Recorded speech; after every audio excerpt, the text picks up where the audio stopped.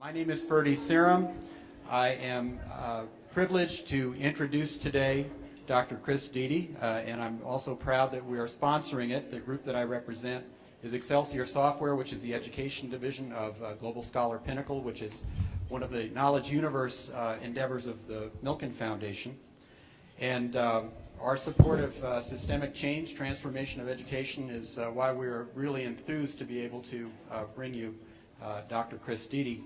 And I want to begin with a Japanese proverb which has to do with what we're talking about, which simply states that vision without action is nothing but a daydream, whereas action without vision is indeed a nightmare.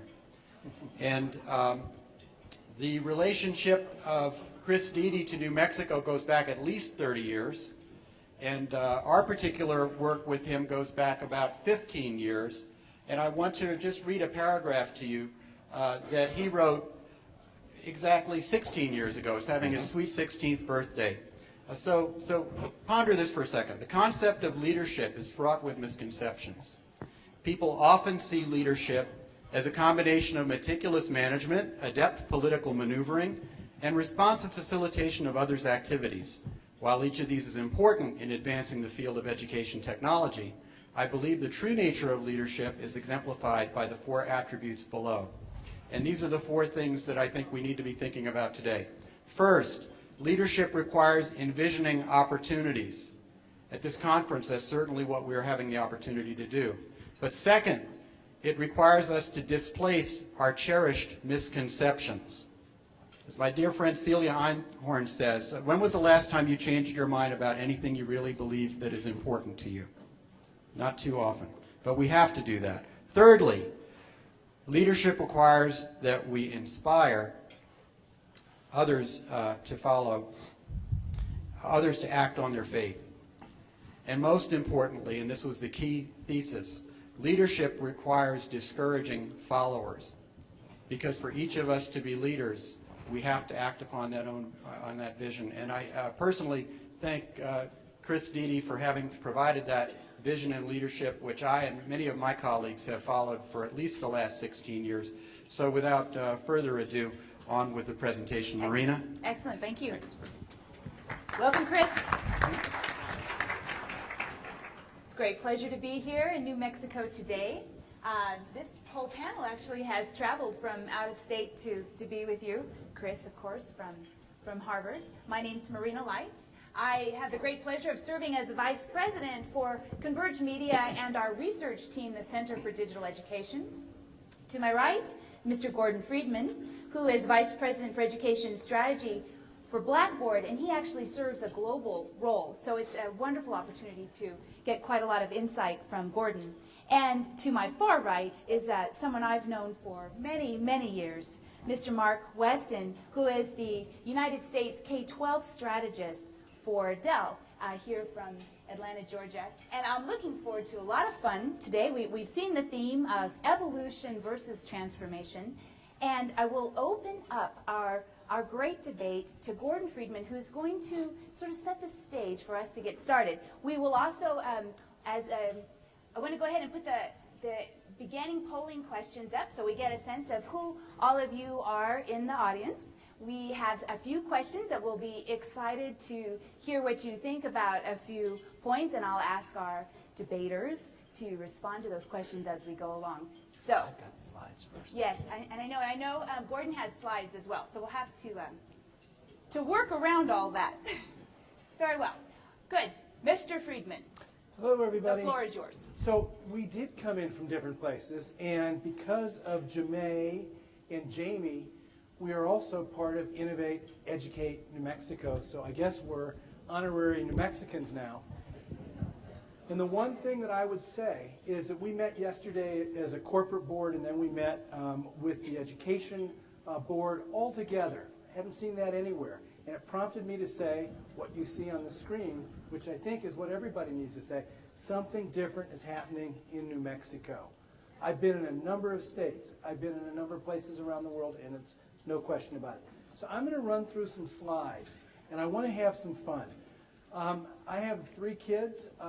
I'm dismayed that they can't both get educated in school and acquire the knowledge they need or want at the same time. And so what I'm going to talk about today is what I'm calling the 100-year barrier. This will be pretty quick, but take a look at that. Take a look at this. The President of the United States, President of Princeton College, about 80 years ago, said that we had to create a system that essentially divided the classes. One group would go off and get knowledge, and the rest would be laborers. And unfortunately, we're still living with this system in many, many ways, except the jobs for laborers are gone. So it doesn't make complete sense. And I just wanted to give us some comparisons.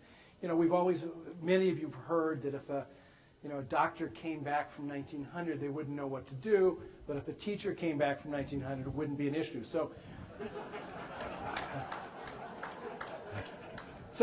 look at on the communication on the top line.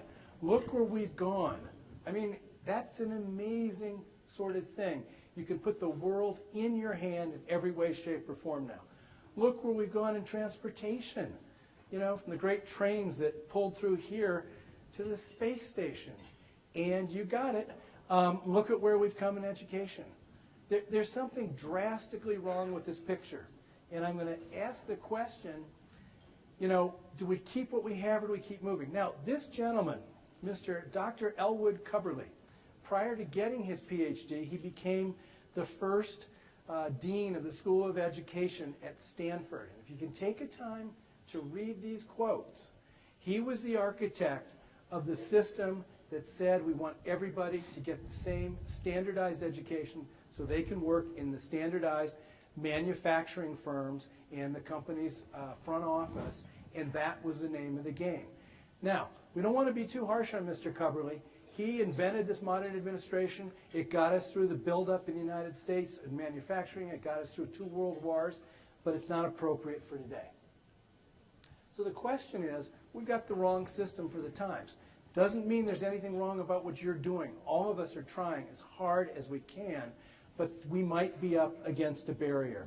So if you look at what our system's producing, these are products that the system produces. It produces dropouts. It produces low engagement rates. You'd have to ask yourself, you know, it's a pretty clear balance. We're producing kids that go on, but we're also producing kids that don't. That's what we're manufacturing, and there's something wrong with it. So then we've all been, probably everybody in this room has participated in the workarounds to the system. When I started a charter school, I was really proud of myself. We got an international school going where I'm in California, and I thought, wow, this is really great. Then I realized what the charter system was about. It was to take me and people like this out of the regular system and put us off in a corner doing some small charter school and not allowing us to change education or allowing it to go forward. So there are many good things going on with charters. There's many good things going on with IDEAL and other virtual programs, but they're not changing the nature of what we're doing. They're adding to it. So President Obama, from his speech a couple months ago, you know, he said everybody's got to get through. I mean, you all heard him probably. You have to get your high school diploma and you've got to graduate from college. That might not be the whole story. There may be something else to it. So what I'm proposing is that we're at a 100-year barrier.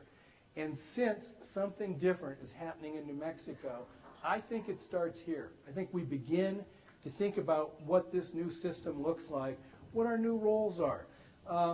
You know, not everything is a classroom teacher. You might become a specialist in 6 different labor categories that haven't even been created yet. So I'm going to make a couple assertions, and I'm going to stop talking. So here's what I call the education flip number 1.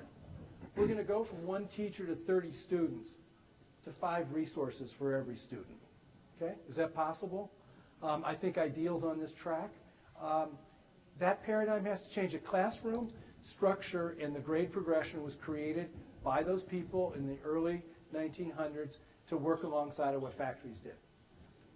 Second flip, from a teacher in the classroom only. Why